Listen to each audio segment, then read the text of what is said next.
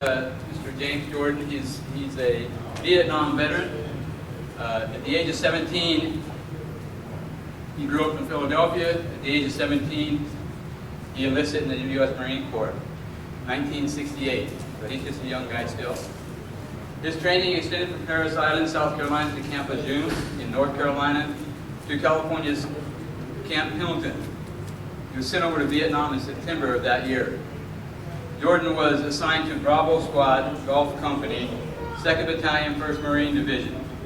He took part in over 250 patrols and ambushes concentrated south of Da Nang. In late June of '69, this is his book. In late June of '69, 5 Marines in Jordan's squad were wounded while on patrol. The Philadelphian was among them. James Jordan, JJ. Recovering from his wounds, Jordan was discharged from the Marine Corps in September of '69. He later married in 1970. His wife is here, working for the US Postal Service before retiring after 36 years. We met James Jordan at the Veterans History Project. He came down and he wanted to be interviewed by our director, Eileen Hurst. And he's been in presence with us ever since. Constant communication. And he's just a great guy, and I think you're really going to enjoy what he has to tell us. It's really, he is a history lesson right there. So, thanks, JJ. Thank you. Yeah. Thanks. Hello, everybody. I want to say it's an honor to be here. You don't see them, but my brothers are with me. I'm in contact with 12 of them, 12 of the guys I was with since 2006. I went to the traveling wall. Everybody, I think, knows what that is. And they were in New Jersey, and I went by myself. It was a nice hot summer day, and I went up to the traveling wall, and I know what labels my guys are on. And I met these 3 volunteer Marine Corps guys that were there, and I went up to them and I said, "Semper Fi guys," and they asked me what outfit I was with, and I told them I was with the 1st Marine Division, and they all laughed and said that I was faking it, you know, like I was claiming to be from the 1st, and it hurt me. But after 4 days of drinking and nobody wanted to talk to me, I finally sobered up, realized those guys were assholes, and it started a whole new life for me.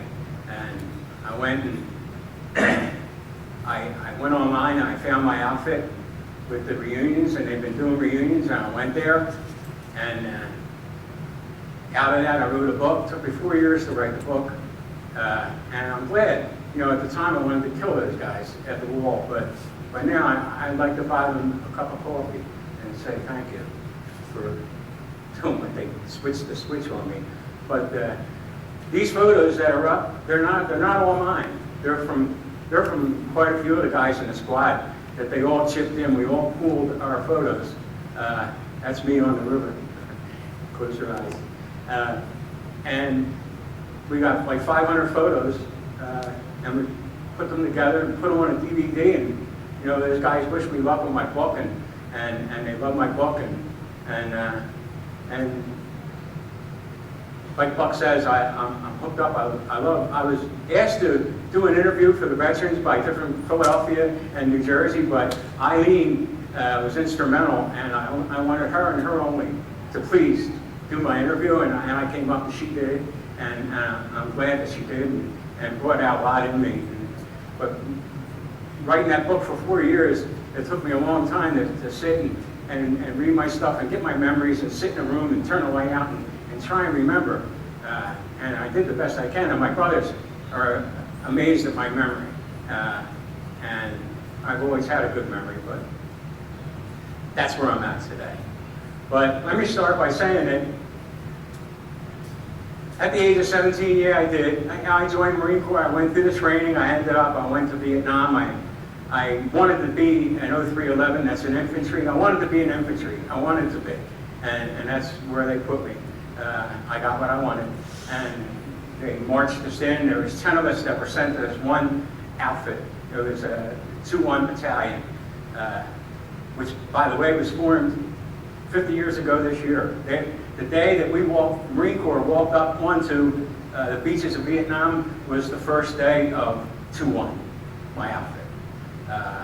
And just going into 2-1, and I didn't know it, but the guy that ended up with me was from Philadelphia too. It's amazing. It looks like I'm lying, but I'm not. The two of us were put in the golf company from Philadelphia, and I didn't know him, and he didn't know me. He was a black dude, I was a white dude, and you know, just, I remember we were introduced to our new squad leader, and he said Philadelphia sent him 2 people, and true story. But they said my back was more suited for a radio, and I never carried a radio. I didn't even know, I never worked on it, I didn't even know what it looked like. But I ended up strapping on that radio, and that was the beginning of my tour of Nam in 1968. I turned 17 on June 25th, 1968, and I was in the sand in Vietnam in August the 9th, 1968.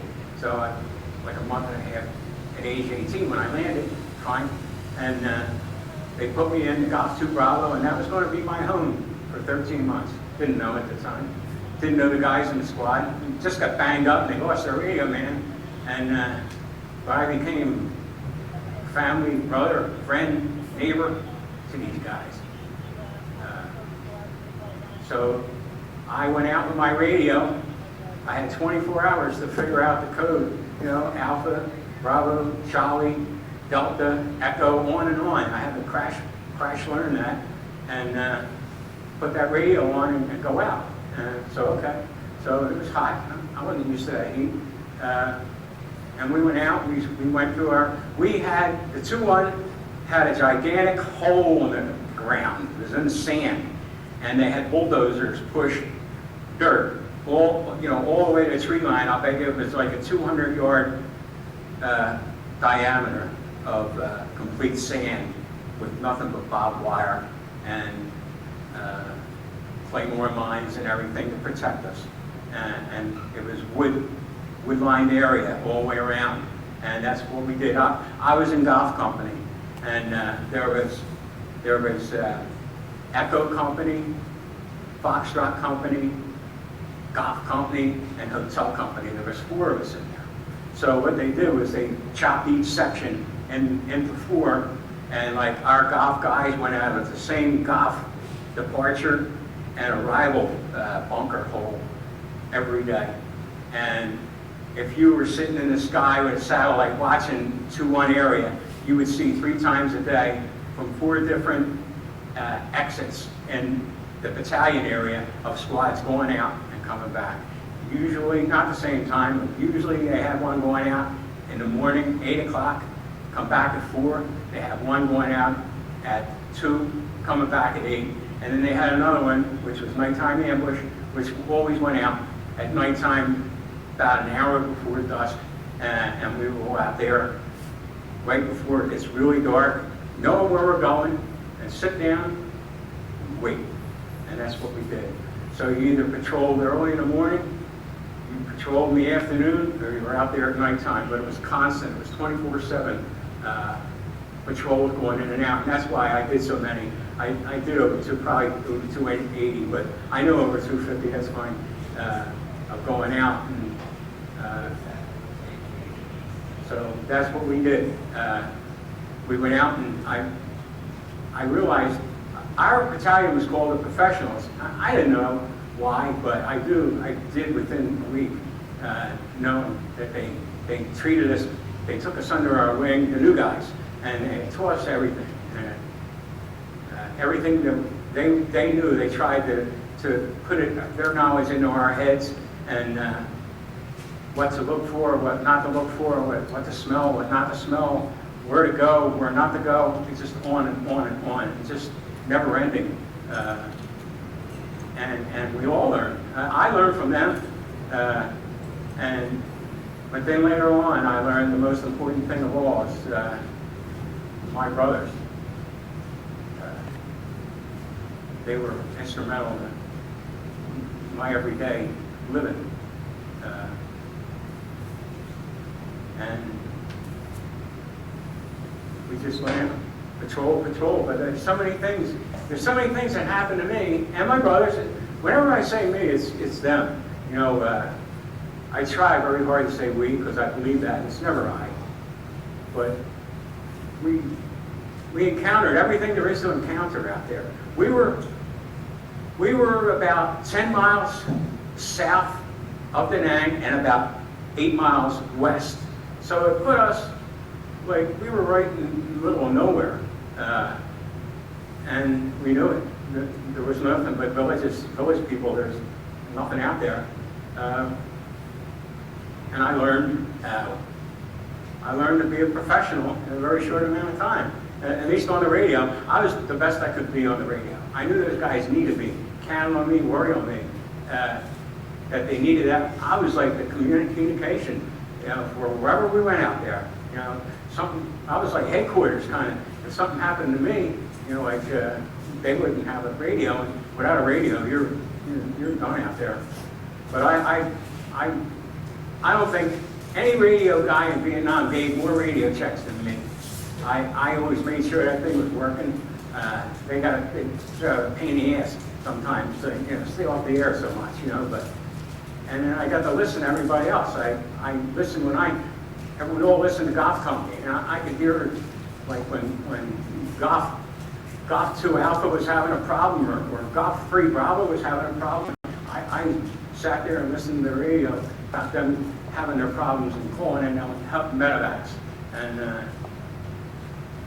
And that was just more brotherhood. Just more and more and more. And like I said, it's all we did. Patrol and ambush and patrol. We grew closer to the guys. I was asked how many, I called in at least 20 medevacs from our guys. So we had 2 years ago, we had at the Marine Corps Museum in Quantico, Virginia, they unveiled a monument to us guys, 2-1. And there was a lot of us there. A lot of my brothers showed up.